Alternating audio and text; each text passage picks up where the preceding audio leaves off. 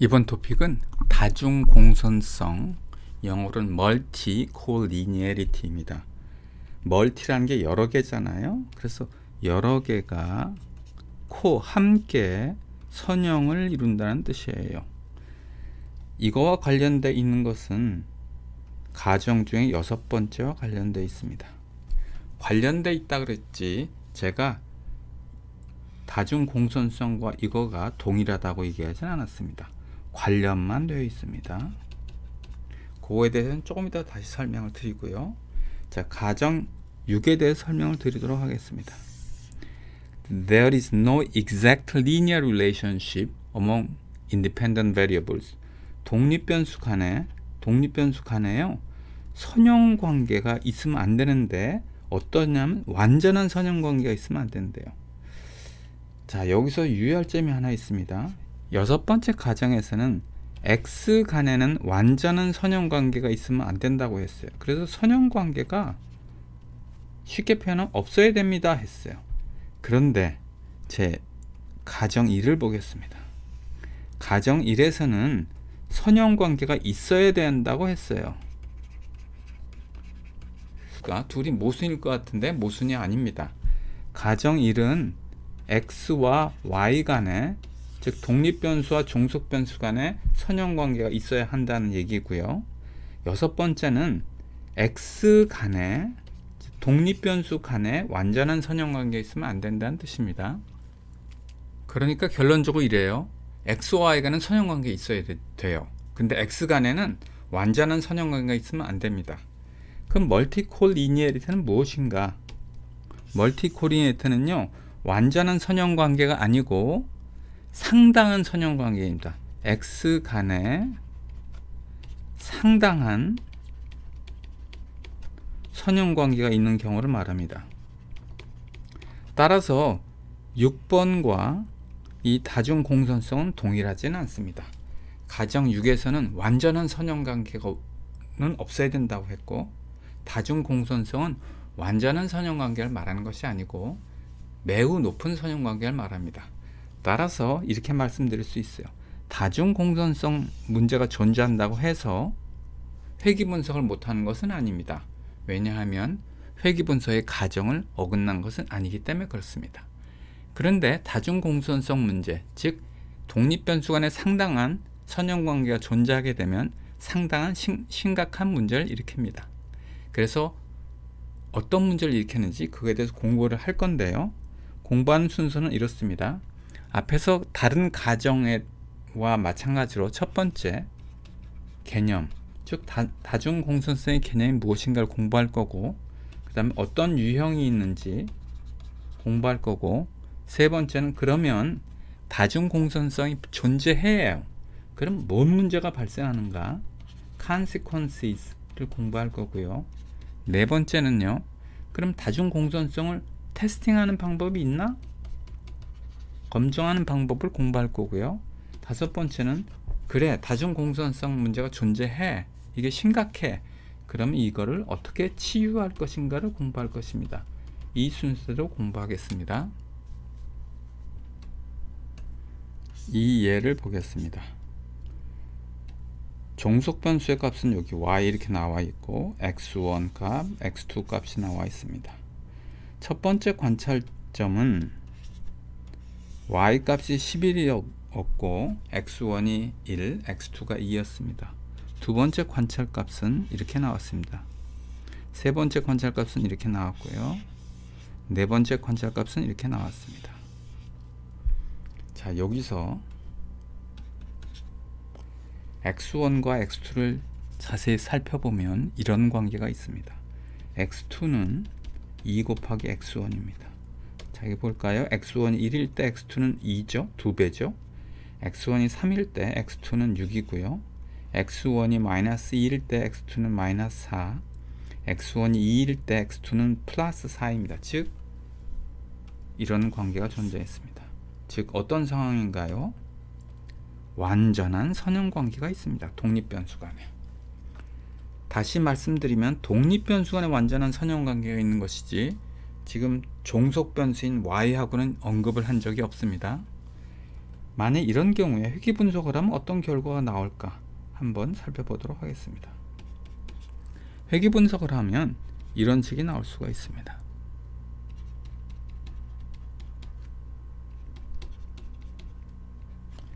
이렇게도 나올 수 있고요.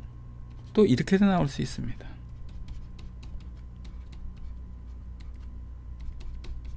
이와 같이 무수히 많은 경우가 나올 수 있습니다. 여기 보다시피 x1의 개수가 3일 수도 있고 5일 수도 있고요. 2일 수도 있고 1일 수도 있습니다. 개수가 무한히 많이 나올 수가 있어요. 즉 무수히 많이 나온다는 얘기는 결국 무슨 뜻이냐? 답이 없다는 뜻입니다. 회귀 분석을 하는 이유는 x1과 x2가 각각 y에 어느 정도 영향을 주는지 안 주는지를 분석하는데 의미가 있는데, 영향의 정도가 3이라고 할 수도 있고 5라고 할 수도 있고요. 마이너스 10으로 할 수도 있고 마이너스 500으로 할 수도 있습니다. 답이 그렇게 무수히 많이 나오니까 답이 무수히 많고 결국 정답은 없다는 뜻이 됩니다. 이제 엑셀을 이용해서 회귀 분석을 한번 해보도록 하겠습니다. y 값이 있고요. x1 값, x2 값이 있습니다. 이 상태로 회귀 분석을 해보겠습니다. 데이터 분석, 회귀 분석한 다음에 y축은 이렇게 입력을 하고 그 다음에 x값은 이렇게 입력을 합니다. 그럼 확인을 누르면 여기 회귀 분석 결과가 나왔습니다. 좀 크게 확대하겠습니다. 자, 회귀 분석 결과가 여기 나왔는데요. 절편 개수는 3.89, x1의 개수는 0, x2의 개수는 3.4로 나왔습니다. x1과 x2가 완전한 선형관계이기 때문에 아예 그냥 x1을 무시해 버렸어요. 무시해서 0이라고 나왔습니다. 물론 x2를 0으로 놓고 x1 값을 할 수도 있어요. 왜냐하면 x1과 x2는 완전한 선형관계를 이루기 때문에 그렇습니다. 그 전에 엑셀에서는 이렇게 회귀 분석을 하면 답이 안 나왔습니다. 왜냐? 회귀 분석을 할 수 없기 때문에 그렇습니다. 근데 최근에는 회귀 분석을 할 때 엑셀에서 이렇게 답은 내줍니다. 그러나 이건 해석하기가 참 곤란하죠. 어쨌든 간에 엑셀에서는 회귀 분석의 결과를 알려주지만 이것은 정상적이지 않다 것입니다.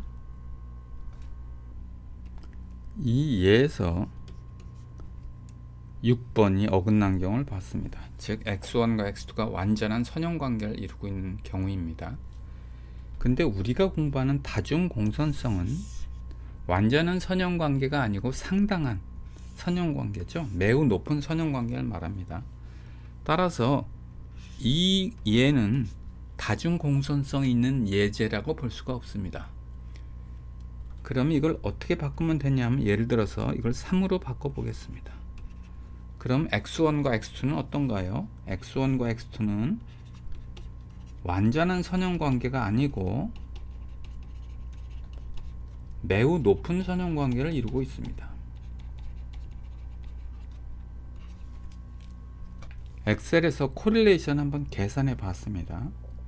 즉 여기가 3인 경우로 해서 계산을 해 볼게요. x1과 x2의 상관계수를 구하면요 0.99가 나옵니다. 즉 높은 선형관계가 있는 것이죠. 즉 6번의 가정을 어긋난 것은 아니고요. 다만 다중공선성이 있는 상황입니다. 이렇게 x1과 x2 독립변수 각각 독립변수 간의 상관관계가 있을 수 있겠죠.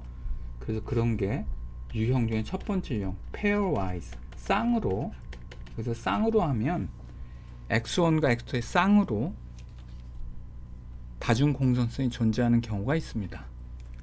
그럼 pairwise 아닌 경우 한번 예를 들어보겠습니다. 이 경우를 보겠습니다.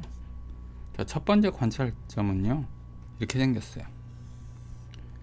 아까와 달리 y를 맨 끝에 넣었습니다. 그냥 어떻게 하다 그렇게 됐습니다. y를 앞에도 놓을 수도 있는데 그냥 어떻게 하다 이렇게 됐습니다. 첫 번째 관찰점은요 x1의 값이 2고 x2의 값이 마이너스 1이고 x3의 값이 4고 그때 종속 변수의 y 값이 마이너스 1입니다. 두 번째 관찰점은요 이렇게 생겼고요. 세 번째 관찰점은 이렇게 생겼고 네 번째 관찰점, 다섯 번째 관찰점에서 총 관찰점의 개수가 5개고요. 독립변수의 개수는 하나, 둘, 셋입니다. 그래서 x1의 값은 이렇게 되어 있고 x2의 값은 이렇게 나열되어 있고 x3의 값 이렇게 나열되어 있고 y 값이 있습니다. 자, 이때 상관계수 한번 구해 보겠습니다. x1과 x3의 상관계수는요 0.59가 나옵니다. 이건 엑셀을 이용하면 이렇게 나오는 거 확인할 수 있고요. 코릴레이션 x2와 x3의 관계는 마이너스 0.45가 나오고요. x1과 x2의 관계는 0.45가 나옵니다. 자, 이 값으로 봐서 독립변수 x1, x2, x간의 페어와이즈 쌍으로의 상관계수는 뭐 매우 높다고 볼 수는 없습니다. 높긴 높죠. 그러나 매우 높다고 볼 수는 없어요. 그래서 언뜻 보면 다중공선 즉 x간의 상당한 혹은 매우 높은 선형관계가 존재하지 않는다고 생각할 수 있는데 다음을 한번 보겠습니다. 2x1 빼기 2x2와 x3 간의 상관계수를 보겠습니다. 상관계수 계산해 봤어요. 2x1 빼기 2x2 컴마 x3의 상관계수를 봤더니 무려 0.99가 나옵니다. 그러니까 이렇게 말할 수가 있는 거죠. 페어와이즈하게 상관관계는 높지는 않지만 묶어서 즉 x1과 x2가 하나로 묶고 그리고 x3하고 했을 때는 매우 높은 상관관계가 나온 것을 알 수 있습니다. 자, 이렇게 해서 두 번째 경우는 쌍으로는 아닌데 묶어서 선형관계가 존재할 수 있습니다. 그럼 이런 경우도 멀티콜리니어리티가 존재하냐고 하면 당연히 멀티콜리니어리티가 존재한 것입니다. 묶음으로 상관관계가 높을 수가 있는 거예요. 자, 그럼 회귀 분석을 한번 해보겠습니다.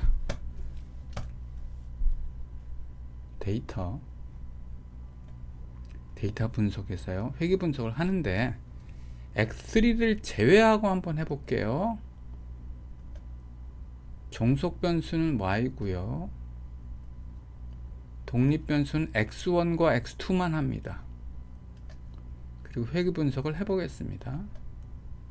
그랬더니 이렇게 회귀 분석의 결과가 나왔고 이걸 좀 크게 확대하겠습니다. 여기서 요 값만 보겠습니다. 대충 회귀 분석의 결과를 보면 이렇게 나왔네요. y 해트는 마이너스 0.4 마이너스 0.9 곱하기 2의 17이라고 한 건요 10에 마이너스 17승이라는 뜻입니다. 이 숫자가 중요한 건 아니고요. 곱하기 x1 더하기 플러스 0.69 x2로 나와 있습니다. 자, 여기서 관심 있는 부분은요 여기가 마이너스고 여기가 플러스라는 점입니다. 이거로 봐서 x1은 y에 마이너스의 영향을 주고 x2는 플러스의 영향을 주는 것을 확인해 볼 수 있습니다. 이번에는 회귀 분석을 하는데 독립변수를 3개를 다 써보겠습니다. 종속변수 y는 똑같고요. x만 바뀝니다. x3까지 포함했습니다. 그래서 확인해 봅니다. 확인하면 이렇게 나오는데 글자를 좀 크게 해보겠습니다. 자, 여기서 이것만 봅니다. 독립변수를 3개를 넣으면 식이 이렇게 변해요. 마이너스 0.8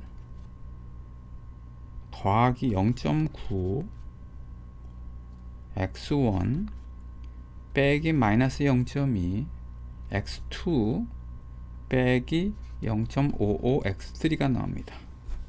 자, 여기서 계수를 보니까 x1은 플러스의 영향을 주고요, x2는 마이너스의 영향을 줍니다.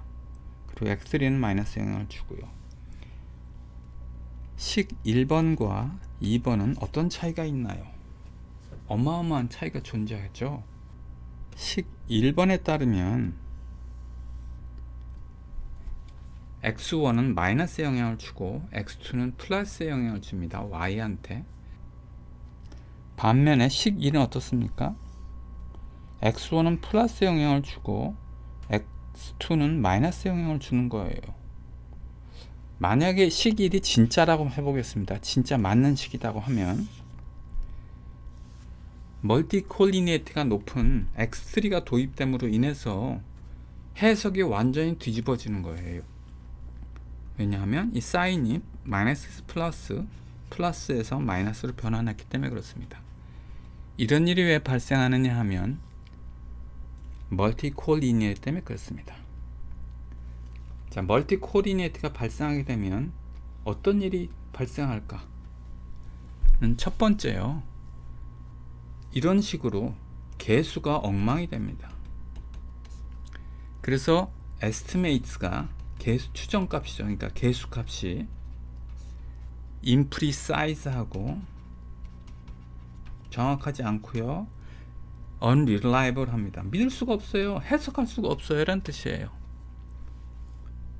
또 하나 문제는요, R-스퀘어 값이 높은데요.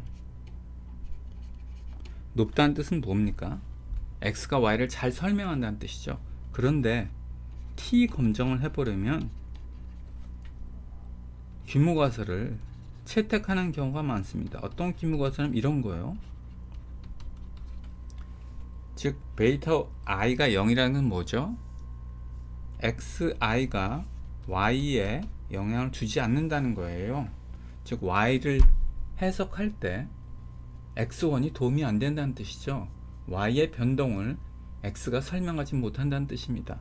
R-스퀘어가 높다는 것은 모형이 굉장히 좋다는 뜻인데 개별 검정을 해서 t 검정을 할 때 이것을 규모가설을 채택하는 경우가 많다는 얘기입니다. 무슨 뜻이냐면 우리 경우에 베이타 1이 0이냐 아니냐, 또 하나 베이타 2가 0이냐 아니냐, 베이타 3가 0이냐 아니냐를 할 때 모두 다 규모가설을 채택한다는 얘기예요. 즉 개별 독립변수는 y를 설명하지 못합니다. 개별 독립변수는 y의 움직임을 설명하지 못합니다. 그러나 총괄적으로 R-스퀘어를 보면 어때요? 높아서 모형이 좋아요. 즉 독립변수들은 y를 잘 설명합니다 라는 뜻이겠죠. 모순이 생기는 거예요. 독립변수는 y를 잘 설명한다고 했는데 개별 독립변수는 하나도 설명하지 못해요 가 되는 경우가 많이 생깁니다. 예를 한번 보겠습니다. 우리의 경우 보겠습니다. 자, 독립변수를 3개를 넣은 거예요. 지금 3개를 넣은 경우죠. 다중 상관계수가 얼마나 나옵니까? 92%나 나옵니다.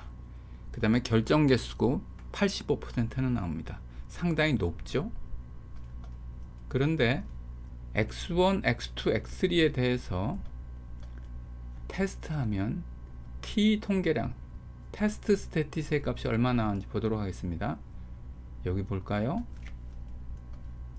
마이너스 0.92, 마이너스 0.06, 마이너스 0.29로 최소한 플러스 마이너스 이 범위 안에 있잖아요. 따라서 개별 독립변수, 즉 x1이 y에 영향을 줍니까 안 줍니까? x2가 y에 영향을 줍니까 안 줍니까? x3가 y에 영향을 줍니까 안 줍니까를 모두 다 영향을 안 준다고 결론이 내리는 거예요. 즉 여기 있는 규모가설을 다 채택하게 되는 겁니다. 뭔가 모순이 발생하는 거죠. 독립변수들은 묶어서 y를 잘 설명하는데 개별 독립변수는 설명을 못해요 라고 나오는 거예요. 그 이유는 왜 그러느냐? 다중공선성 문제가 존재하기 때문에 그렇습니다. 그럼 아까 그 예에서 독립변수가 2개인 경우를 한번 보겠습니다. 어떨까요? 자, 여기 t 통계란 값을 봤습니다. x1은 제대로 설명하지 못하는 것 같아요. 마이너스 4.3, 여기 2가 10이에요. 마이너스 4.3 곱하기 10의 마이너스 16승이니까 t 통계량의 값은 매우 낮아서 x1은 y에 영향을 주지 않는다고 나올 거예요. 그러나 x2는 어땠어요? 2.85가 나오니까 플러스 마이너스 2를 벗어나니까 x2는 y에 영향을 준다고 결론이 나올 것입니다. 다중 상관계수 얼마나 나옵니까? 91%가 나오고 결정계수 83%가 나옵니다. 즉 다중 상관계수나 결정계수가 말하는 것은 xy가 묶어서, 즉 독립변수가 묶어서 y를 잘 설명해요 라고 했고, t-테스트 개별 독립변수에 대해 검정을 하면 x2는 영향을 줘요, x1은 영향을 안 주는 것 같지만 x2는 잘 설명해 라고 한 겁니다. 즉 어느 정도 일관성이 있죠. 그러나 아까 좀 전에 본 경우 어떻습니까? 다중상관계수와 결정계수가 높음에도 불구하고, 즉 독립변수가 묶어서 x1, x2, 3가 묶어서 y를 잘 설명했지만 개별 독립변수의 영향을 보면 여기 보는 바와 같이 아무 영향을 못 미칩니다 라고 나오는 거예요. 자, 이와 같은 모순이 발생하는 것은 다중공선성 문제가 존재하기 때문입니다. 자, 이제 네 번째 테스팅하는 방법을 보겠습니다. 자, 유형을 먼저 볼게요. 페어와이즈가 있다니까 페어와이즈의 경우는 어떻게 하면 됩니까? 상관계수만 확인하면 됩니다. 독립변수 두 개를 잡아서 둘의 상관계수를 계산해서 이게 높으면 다중공선성 문제가 있다고 하고, 상관계수가 낮으면 다중공선성 문제가 없다 하면 되는데, 하나의 문제점은 이거예요. 묶어서 상관계수가 높은 경우가 있지 않습니까? 그걸 어떻게 해결해야 될 거냐죠. 자, 묶어서 해야 되기 때문에 단순히 즉 페어와이즈의 상관계수 보면 안 될 것 같아요. 그럼 어떻게 하는지 보도록 하겠습니다.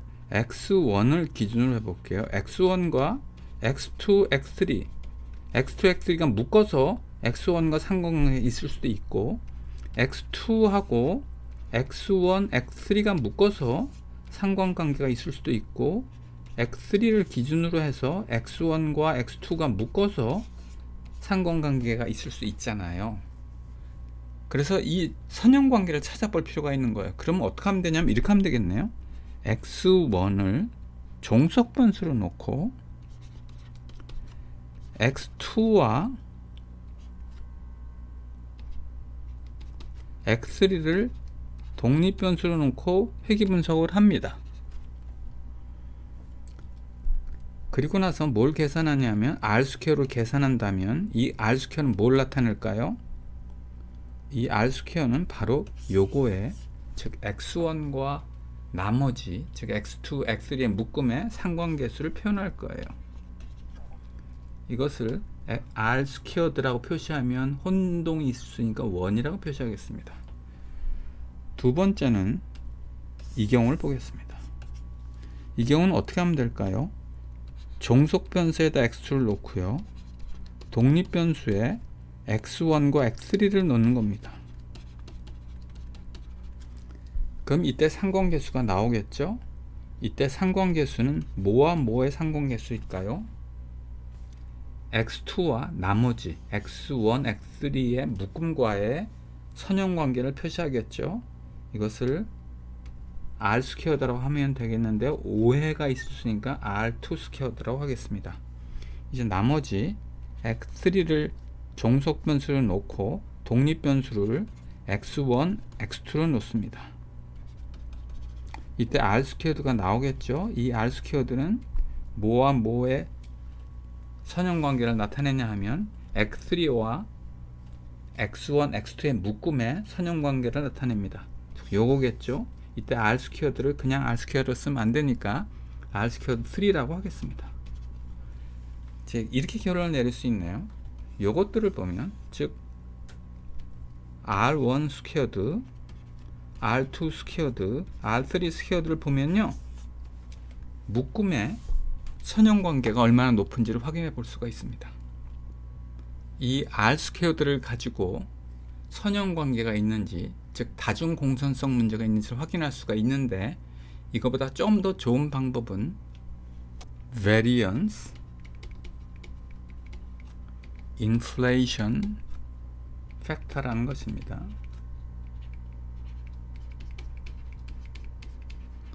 이건요, 앞에 VIF를 따서 VIF라고 합니다. 그런데 여기서 보다시피 1, 2, 3 R 스퀘어드가 1, 2, 3가 있잖아요. 그것까지 따서 여기다 J라고 놓습니다. 그러면 이것은 이렇게 정의합니다. 분자는 1이고 분모는 1-RJ 스퀘어드입니다. 결국 여기서 보다시피 1은 상수고요. 변함이 없고 요 1, 분모에 있는 1도 상수니까 변함이 없으니까 결국 VIF라는 것은 뭐하고 같냐 하면 RJ 스퀘어드하고 같은 거예요. 왜냐하면 1이라는 상수는 변함이 없으니까요. 즉 R 스퀘어드를 본다는 것이나 VIF를 본다는 것이나 같습니다. 다만 분모 분자에 있어서 약간의 차이만 있을 뿐입니다. 자, 그래서 VIF 값을 보고 다중 공선성 문제가 있는지 없는지를 판단합니다. 그러면 얼마가 되면 다중 공선성이 있다고 말을 하고 얼마가 되면 다중 공선성 문제가 없다고 해야 될까 하는 기준이 필요하겠죠. 예를 들어서 보겠습니다. 고혈압의 경우에 어느 경우에 고혈압이라고 하면 될까 하는 기준이 필요하잖아요. 최근에 우리나라의 경우에는 140 수축기 고혈압이요. 수축기 혈압이 140, 그 다음에 이완기 혈압이 90, 이거보다 크면 고혈압이라고 판정을 합니다. 약간 나라마다 다르고요. 시대마다 좀 다릅니다. 그래서 가장 좋은 곳은 120에 80이라고 하죠. 그리고 그 중간은 지금 의심 구간이라고 합니다. 140, 90이 넘으면 무조건 고혈압이라고 기준을 하고 요 사이 120, 80 넘는 이거를 의심 구간이라고 합니다. 이건 뭐 기준이에요. 시대 따라 달라지고 그 다음에 나라에 조금 다릅니다. 그 다음에 기능의학자냐 아니면 심장 관련 의학자냐에 따라 좀 달라집니다. VIF 값도 마찬가지예요. 10이 넘어가면 다중 공선성이 즉 멀티콜리니어리티가 존재한다고 판정합니다. 그리고 5 이하면 다중 공선성 문제가 없다고 판정합니다. 그런데 5와 10 사이는 의심 구간이라는 거예요. 그래서 좀 더 조사해 보자. 다중 공선성 문제가 있는지 없는지 좀 더 독립 변수를 체크해 보자 하는 구간입니다. 이 식을 좀 더 살펴보도록 하겠습니다. R1, R2, R3 스퀘어드가 각각이 높으면 높을수록 다중 공선성 문제가 존재하는 거 아닙니까? 즉 하나만이라도 높으면 다중 공선성 문제가 존재하는 거예요. VIF는 식이 좀 복잡하게 생겼는데 여기에 R 스퀘어드가 분모에 있는데 그 앞에 마이너스가 있습니다. 따라서 RJ 스퀘어드가 높다는 것은 VIFJ가 높다는 것이 됩니다. 즉 R 스퀘어드가 높다는 것, R1, R2, R3 스퀘어드가 높다는 것이나 VIF가 높다는 것하고 일치합니다. 다음은 correcting, 즉 문제를 해결하는 방법, 치유하는 방법을 보도록 하겠습니다. 자, 2에서 어떻게 치유하면 될까요? 여기서 보니까 R3 스퀘어드가 너무 높은 거예요. R3 스퀘어드가 얼마나 높은지 엑셀로 한번 확인해 보도록 하겠습니다. 회귀 분석을 할 겁니다. Y축은요 X3를 넣어야 되고요. 이제 X 독립변수는 X1과 X2를 넣습니다. 그리고 회귀 분석을 한번 해보도록 하겠습니다. 그랬더니 상관계수가 얼마나 나옵니까? 0.99가 나옵니다. 그래서 뭘 판단할 수 있냐면 R3 스퀘어드가 매우 높구나를 파악할 수가 있습니다. R3 스퀘어드의 값이 0.99가 나왔습니다. 따라서 VIF의 값을 구하면요, 분자는 1이고 분모는 1 빼기 0.99입니다. 이거 계산하면 100이 나옵니다. VIF 값이 100이니까 기준점인 10을 훨씬 넘네요. 즉 뭐라고 결론 내릴 수 있어요? 멀티콜리니에이티 문제가 존재한다고 결론을 내릴 수가 있습니다. 실제 예를 한번 보겠습니다. 이 예제는 CFA 레벨 2 2025년판 페이지 66에 있는 겁니다. 자, 우선 상황을 좀 설명을 드릴게요. 상황이 좀 복잡합니다. 아까처럼 단순하지가 않고 실제 상황이다 보니까 좀 복잡해요. 미국 주식시장을 보면 거기서 가장 대표 지수가 S&P 500입니다. 이 S&P 500은 1위부터 500등까지 상위 500 종목이 포함되어 있습니다. 이 상위 500 종목이라는 것은 시가총액별로 상위 500 종목이에요. 근데 이 상위 500 종목은 크게 두 종류로 나뉩니다. 하나는 밸류 스탁, 가치주로 하고요. 또 하나는 그로스 스탁, 성장주로 나뉩니다. 자, 지금 어떤 펀드가 있어요. 어떤 펀드냐면 여기 FSTPX라는 펀드가 있는데 이 펀드의 수익률하고 SGX는요, G 그로스 성장주 인덱스예요. S&P 500 중에 성장주 인덱스고요. SVX는 V해서 밸류 인덱스예요. 얘기는 뭐냐 하면 S&P 500 인덱스가 있을 수 있겠죠. 그게 S&P 500 지수입니다. 그런데 밸류 주식만 모아서의 인덱스가 있을 수 있고요. 그것이 SVX고 그로스 스탁만 모아서 인덱스가 있을 수 있겠죠. 그것이 SGX입니다. 그래서 왼쪽의 회귀 분석은 펀드 수익률을 독립변수의 그로스 인덱스 SGX를 넣고요. 그 다음에 SVX를 넣은 거예요. 그래서 회귀 분석을 했습니다. 그랬더니 회귀 분석의 결과가 이렇게 나왔습니다. 그냥 수익률을 R이라고 하겠습니다. R은 마이너스 0.0069라 이거 빼고요. 절편은 빼고 기울기만 보겠습니다. 1.7 소수점 한 자리만 쓸게요. 편의를 위해서 SGX 빼기 0.4 SVX가 됐습니다. 이제 뭐라고 해석할 수가 있냐면 이 펀드의 수익률은 그로스 스탁의 인덱스가 올라가면, 즉 성장주가 올라가면 이 펀드의 수익률이 올라가고, 밸류 인덱스, 즉 밸류 스탁의 주가가 올라가면 이건 떨어지겠구나, 이 펀드의 수익률이 떨어지겠구나를 알 수가 있습니다. 아마도 여기는요 대부분 성장주 위주로 되어 있는 것 같아요. 위주로 구성되어 있고 밸류주는 없는 것 같습니다. 이제 오른쪽 표를 보겠습니다. 오른쪽 표는 독립변수가 하나, 둘, 셋이 있어요. 자, 여기서 눈여겨볼 점은 SPX입니다. 이거는 S&P 500 인덱스예요. 자, 왼쪽 표하고 동일한 것은요 SGX, SVX가 들어가 있지만 특이점은 S&P 500 인덱스가 들어가 있다는 거예요. 그래서 회귀 분석을 한 결과 이렇게 나와 있습니다. 그래서 회귀 분석한 결과를 보면 개수가 마이너스 0.0이니까 빼고요. 1.5 SGX 빼기 0.6 SVX 더하기 0.4 SPX가 나옵니다. 그리고 여기서 t-테스트를 해볼게요. 테스트 스태티스틱 값을 여기다 적으면 0.24 마이너스 0.3 소수점 한 자리만 쓰겠습니다. 그 다음에 0.0이 나왔습니다. 무슨 뜻일까요? 다음과 같은 기무가들을 채택할까요? 안 할까요? 베이라 1이 0이냐 아니냐. 1번.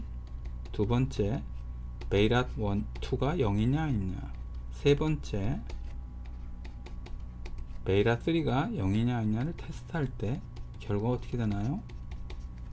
테스트 스태티스의 값 t 검정값이 너무나 작기 때문에 규모가설을 채택합니다.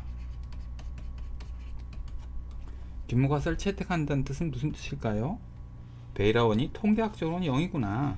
즉 SGX도 영향을 안 주고 SVX도 Y의 수익률에 영향을 안 주고 SPX도 영향을 안 주는구나 라는 것을 알 수 있습니다. 그런데 여기 한번 이걸 보겠습니다. R 스퀘어드를 보겠습니다. 멀티플 R과 R 스퀘어드가 있는데요. 여기 요건 제외하고요. 요거 보시면 또 설명해야 되니까 빼고 여기 R 스퀘어드를 보겠습니다. R 스퀘어드가 0.7이 나왔습니다. 무슨 뜻일까요?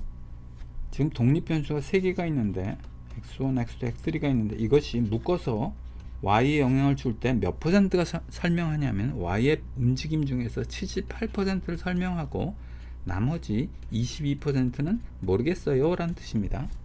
그럼 78%는 설명하니까 x1, x2, x3가 매우 중요하고 회귀변수에 큰 의미를 갖는다고 할 수 있습니다. 그런데 개별 독립변수는 어떨까요?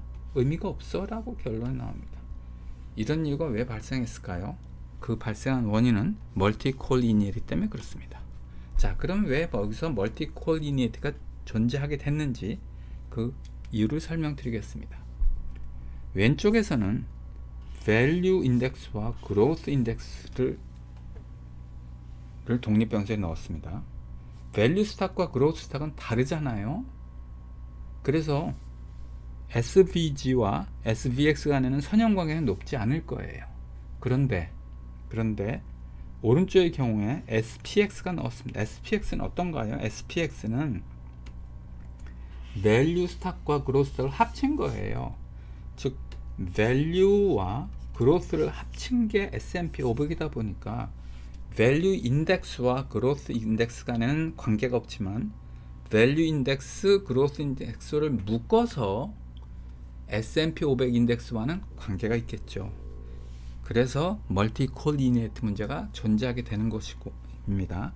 이런 경우의 해결책은 무엇일까요? 이런 경우 해결책은 SPX를 제거하는 것이 가장 좋은 해결책입니다. 자, 이때 VIF를 한번 계산해 보도록 하겠습니다. 이 책에 따르면 왼쪽 거요. 왼쪽이 이렇습니다. 왼쪽 거와 오른쪽이 있는데 왼쪽 게 이거예요. 독립변수로 SGX와 SVX를 했습니다. VF를 계산했더니 3.97, 3.97이 나와서 아까 기준점 5와 10이 있었습니다. 5보다 훨씬 작으니까 다중 공존성 문제가 존재하지 않는다고 말할 수 있습니다. 즉 SVX와 SVX 간에는 선형관계가 높지 않아요. 이렇게 결론을 내릴 수 있습니다. 그런데 이게 오른쪽에 가는 게 이겁니다. 오른쪽. 이때 독립변수가 SVX, SGX, SVX, SPX가 있잖아요. 이때 VIF를 계산해 봤습니다. 그랬더니 3,800 얼마? 12,000이 나왔습니다. 즉 기준점이 5와 10이 있는데 10을 훨씬 넘네요. 뭐라고 결론 내릴 수 있습니까? VIF 값을 보니까 멀티콜리니에이트 문제가 심각하다는 것을 여기서 확인할 수가 있습니다. 이상입니다.